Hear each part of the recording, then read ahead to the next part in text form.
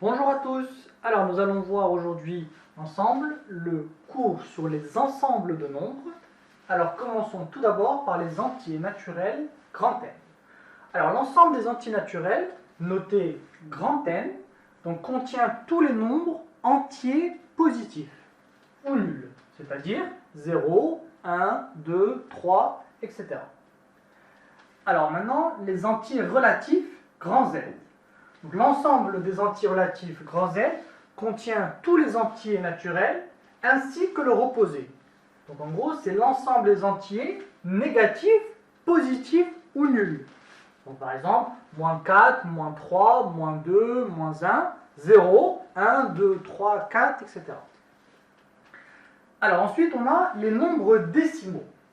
Donc un nombre décimal est un nombre de la forme A divisé par 10 puissance P. Donc il peut s'écrire sous cette forme avec A un entier et P un entier naturel.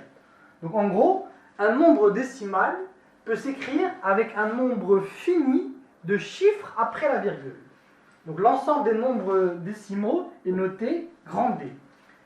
Par exemple, 0,56, il appartient bien à grand D.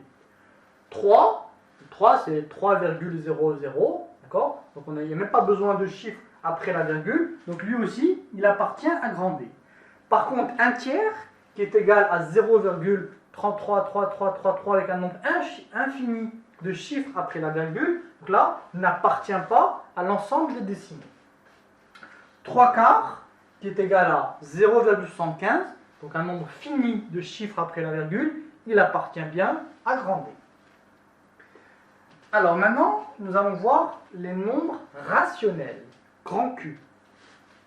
Un nombre rationnel est un nombre sous la forme d'un quotient A sur B, avec A qui est un entier et B un entier non nul. Donc la valeur du quotient A sur B peut avoir un nombre infini, cette fois-ci, de chiffres après la virgule. Donc l'ensemble des nombres rationnels est ainsi noté grand Q. Donc par exemple, un tiers, donc un tiers c'était pas un décimal, par contre un tiers qui est égal à 0,3333 avec un nombre infini de chiffres après la virgule, cette fois-ci, il appartient à grand Q, donc l'ensemble des rationnels.